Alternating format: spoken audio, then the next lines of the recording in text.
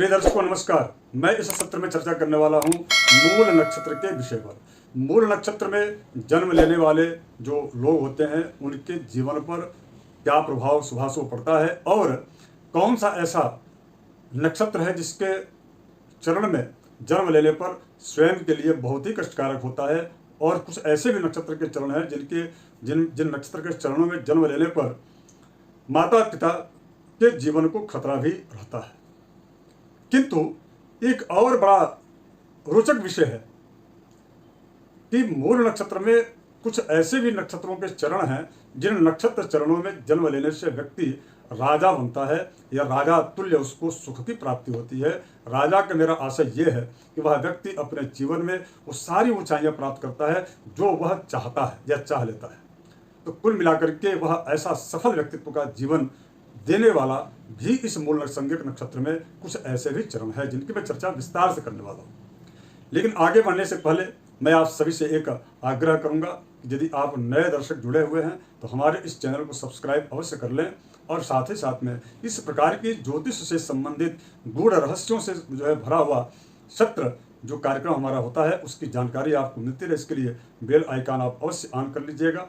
अब आगे बढ़ने से पहले एक और आपको सूचना दे दूं, यदि आप अपने व्यक्तिगत जीवन के बारे में यदि आप कोई प्रश्न करना चाहते हैं तो आप हमारे इस व्हाट्सएप नंबर पर मुझे आप व्हाट्सएप करके और समय आप सुनिश्चित करा सकते हैं, अपॉइंटमेंट ले सकते हैं, और आगे की जो है क्या हमारी धनराशि है, क्या फीस वगैरह है, सारी आपको जानकारी मिल जाएगी।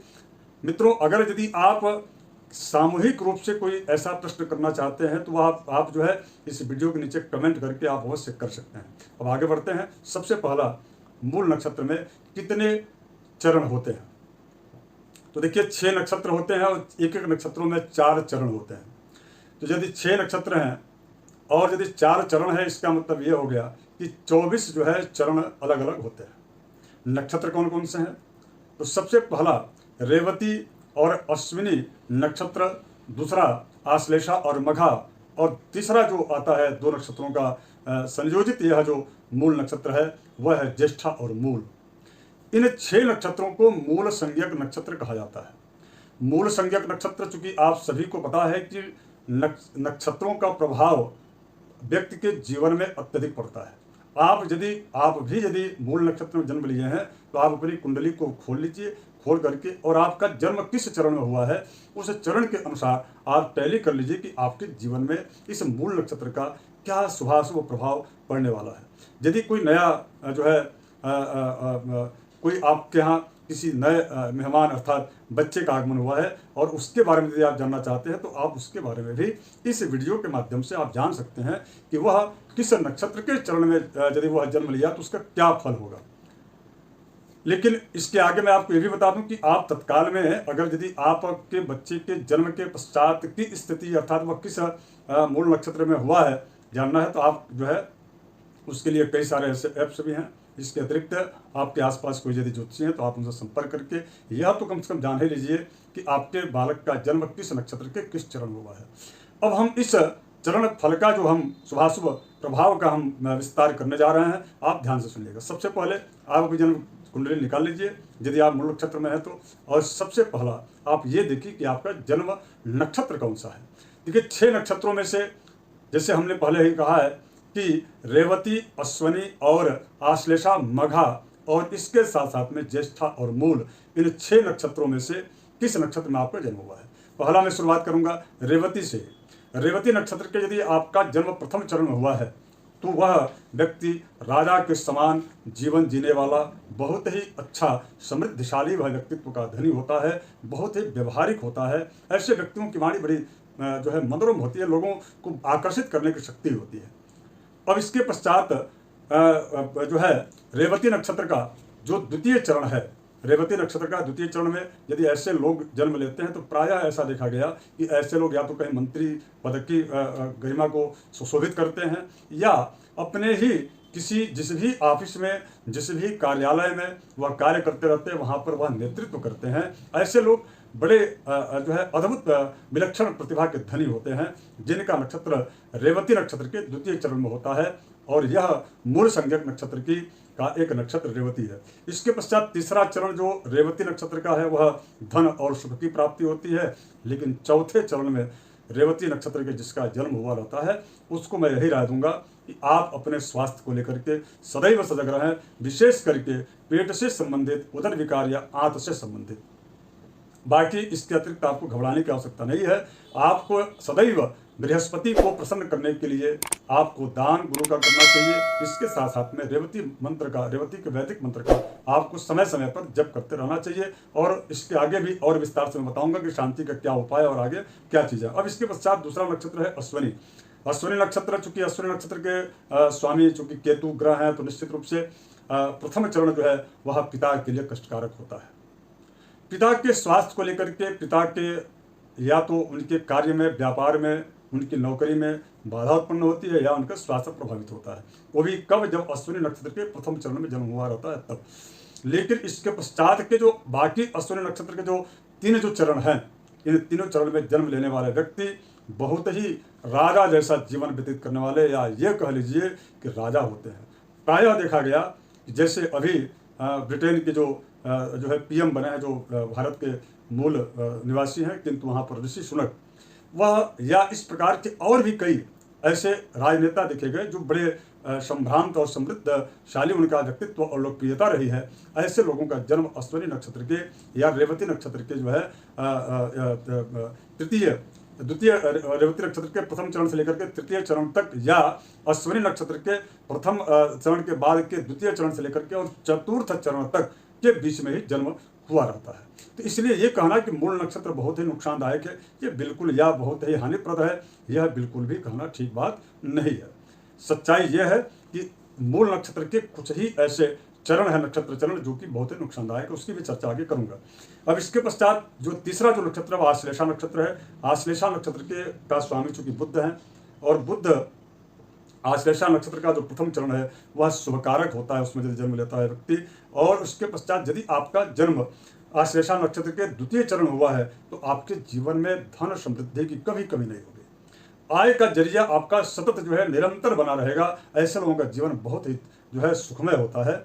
अब इसके पश्चात आश्लेषा नक्षत्र का जो आगे का तृतीय और चतुर्थ जो चरण है वह क्रमशः माता और पिता के जीवन में कई इस प्रकार के रोग दे देते हैं, जो कि रोग निश्चित रूप से कहीं न कहीं जैसे मान लीजिए कि असाध्य रोग, जैसे कैंसर इत्यादि रोग होते हैं या उससे संबंधित रोग होते हैं, तो निश्चित रूप से आपको इस प्रकार का यदि दोष है, आप घबराइए मत, आप उसकी जो है उसका निदान कीजिए, आपको 100% लाभ मिलेगा।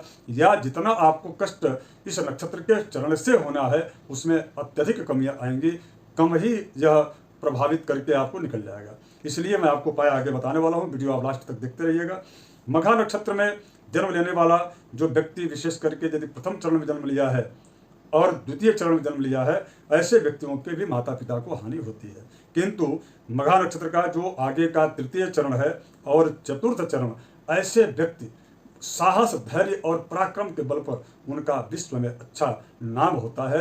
नेम फेम के साथ साथ में वह व्यक्ति, उनकी शूरता और वीरता की कहानियां अक्सर जो है लोगों के द्वारा कहीं सुनी जाती हैं। ऐसे लोग बड़े वीर पुरुष होते हैं।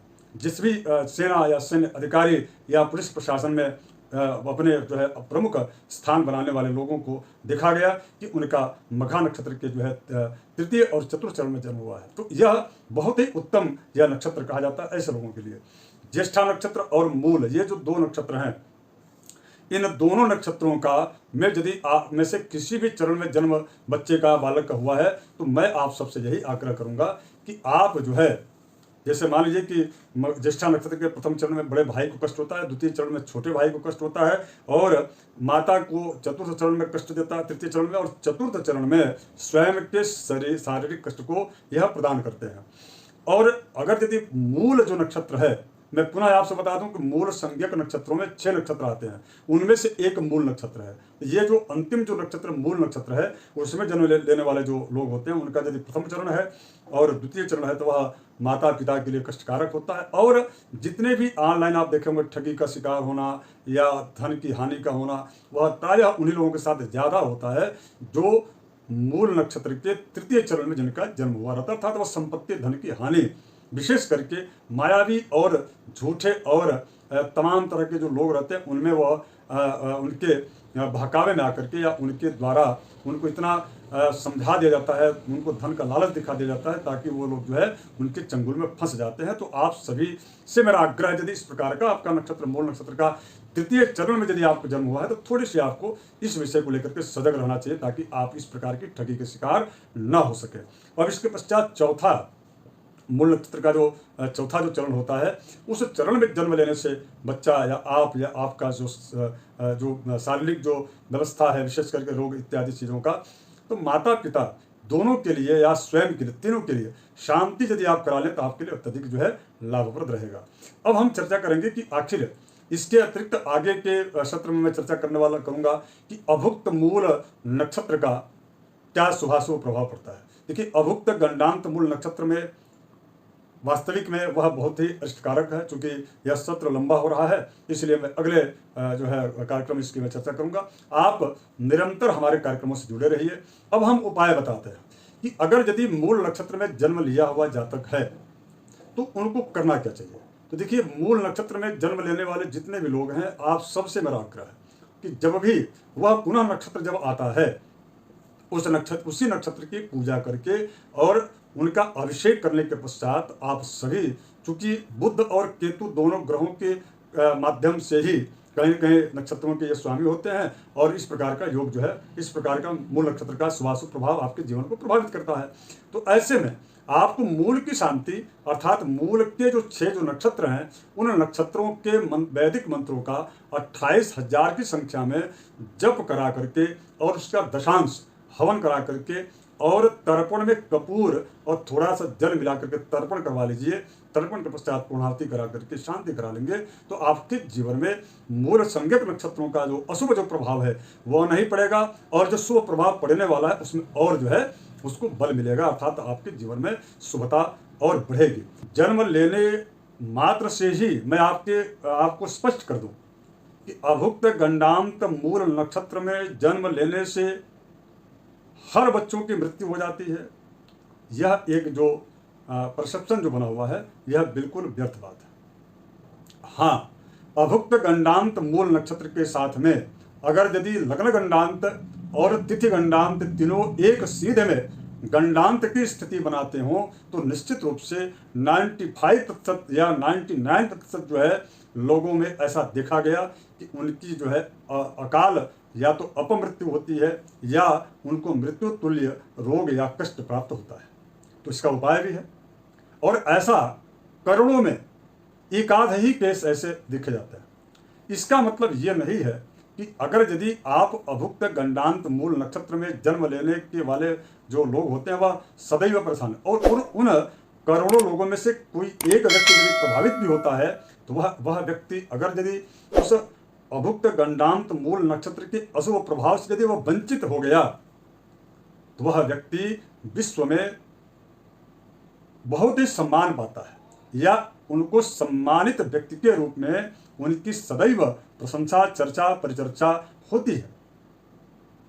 जैसे आप सभी ने देखा होगा, गोस्वामी तुलसीदास जी स्वयं अभुक्त गंडांत मूल नक्षत्र में जन्म लिए और अभुक्त गंडांत मूल नक्षत्र में जन्म लेने वाले व्यक्ति को उसके पश्चात 8 वर्ष तक पिता के द्वारा उसको पिता से पुत्र को अलग कर दिया जाता है, अर्थात पिता उसको देखे ना।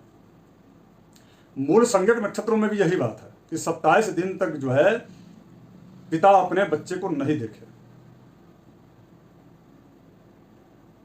किंतु अभुक्त गंडांत मूल जो नक्षत्र है अर्थात ज्येष्ठा नक्षत्र की अंतिम एक घड़ी और मूल नक्षत्र के प्रथम की एक घड़ी, ये 2 घड़ी अर्थात 48 मिनट 24 मिनट का एक घड़ी होता है। तो ज्येष्ठा नक्षत्र जब समाप्त हो रहा है कि अंतिम एक घड़ी अर्थात ज्येष्ठा नक्षत्र की अंतिम जो है 24 मिनट और मूल जो नक्षत्र है उसका प्रथम का यानी कि शुरुआत का 24 मिनट या 48 मिनट होता है, यही अभुक्त गंडांत मूल नक्षत्र होता है। इसमें मैंने आपसे बता दिया कि अभुक्त मूल संज्ञक नक्षत्र में जन्म लेने वाले बच्चे को 8 वर्ष तक अपने पिता अपने पुत्र को, बच्चे को या बच्ची को न देखे। अर्थात मुंह नहीं देखना चाहिए। यदि 8 वर्ष नहीं हो पाता है तो कम से कम 6 माह तो कंपलसरी है कि पिता अपने बच्चे को न देखे। अभुक्त जो हमने इसके पूर्व में अभुक्त गंडांत मूल नक्षत्र के पहले जो हमने चर्चा किया है कि मूल संज्ञक नक्षत्रों में जन्म लेने वाले जो बच्चे हैं उनको पिता कितने दिन तक उनका मुंह न देखे, यानी कि चेहरा न देखे, तो वह 27 दिन तक। 27वें दिन जब वह नक्षत्र आएगा तो 28,000 उस नक्षत्र के, जिस नक्षत्र में जन्म हुआ रहेगा उस नक्षत्र के वैदिक मंत्र का पाठ करा करके और उससे जो है शांति करा करके, और इसके पश्चात छाया पात्र में अर्थात किसी स्टील या कांसे की जो है कटोरे में या सरसों तेल डाल करके एक सिक्का डाल करके और उसमें सर्वप्रथम पिता अपने उस बच्चे के मुख को देखता है और उसके पश्चात वह कर सकता है जो भी जैसे भी उसका दिनचर्या है। तो कुल मिलाकर के ऐसा करने से, छाया पात्र के दान करने मात्र से इस प्रकार के अरिष्ट का, इस प्रकार के नक्षत्र के अशुभ प्रभाव से भी बचा जा सकता है। और यह वैदिक व्यवस्था है, इसमें किसी भी प्रकार से कोई जो है इसमें कोई ऐसा टोटका नहीं है, यह बल्कि वैदिक पद्धति है। मूल शांति किसी वैदिक विद्वान के द्वारा अवश्य कराएं, निश्चित रूप से आपके जीवन में अभुक्त गंडांत मूल नक्षत्र का अशुभ प्रभाव आपको प्रभावित नहीं कर पाएगा। अब हम बात करें कि आखिर तिथि गंडांत, राशि लग्न गंडांत, तो देखिए लग्न का जो कहा गया कि इसमें स्पष्ट बात यह है कि मीन और मेष अर्थात एक राशि चक्र की समाप्ति और उसके पश्चात की दूसरी राशि चक्र की का जब आगमन होता है, अर्थात जो है उसको पूरे 12 राशियों को हमने 3 भाग में शास्त्रों में डिवाइड किया गया और उसके मिडिल का यानी कि मध्य का जो भाग होता है उसका, अर्थात एक राशि समाप्त हो रही है और दूसरी जो एक लग्न समाप्त हो रहा है, दूसरा लग्न शुरू हो रहा है, उन दोनों के बीच का एक घटी अर्थात जो है 24 मिनट, अर्थात लग्न यदि मीन लग्न समाप्त हो रहा हो तो मीन लग्न के अंतिम जो है 24 मिनट और मेष लग्न की शुरुआत का प्रथम का 12 मिनट, अर्थात 12 मिनट मेष लग्न का और शुरुआत का और मीन लग्न के अंतिम का 12 मिनट, अर्थात वह एक 24 मिनट की जो अवधि है वह एक जो घटी है वह लग्न गंडांत कहा जाता है। इसी प्रकार से कर्क और सिंह का भी है। कर्क राशि, कर्क लग्न समाप्त हो रही हो और उसकी अंतिम का 12 मिनट और सिंह लग्न शुरू हो रहा हो, उसके शुरू का प्रारंभ का 12 मिनट अर्थात 24 मिनट, अर्थात एक घटी मध्य का। इसी प्रकार से वृश्चिक लग्न में यदि किसी बच्चे का जन्म हुआ है और वह वृश्चिक लग्न के अंतिम और धनु लग्न की शुरुआत के 24 मिनट के अंतर्गत में यदि जन्म हुआ है तो लग्न गंडांत कहा जाता है। इसी प्रकार से तिथि गंडांत भी है। 5 और 10, 15 तिथियों अर्थात पंचमी, दशमी और पूर्णिमा, इन तिथियों के अंतिम और 6 यानी कि षष्ठी और एकादशी और इसके पश्चात जो है प्रतिपदा, इन तीनों अलग अलग जो तिथियां हैं, तीनों का 3 जो नक्षत्र तिथियां हैं, उनके शुरुआत और पूर्व की तिथियों की समाप्ति के बीच की जो अवधि होती है 2-2 घटी की, वह तिथि गंडांत होती है। एक सिद्ध में अगर यदि नक्षत्र का गंडांत जो कि सबसे अधिक प्रभावशाली होता है तो नक्षत्र का गंडांत और लग्न का गंडांत, इसके पश्चात यदि तिथि का गंडांत तीनों एक सिद्ध में आ जाए तब जाकर के जो कहा जाता है कि ऐसी स्थिति में माता, पिता या पुत्र, इन तीनों में से किसी एक को प्राण का संकट जो है रहता है।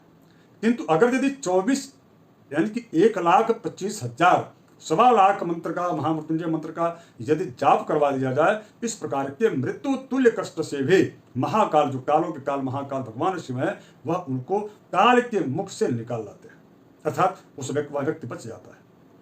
तो समाधान है।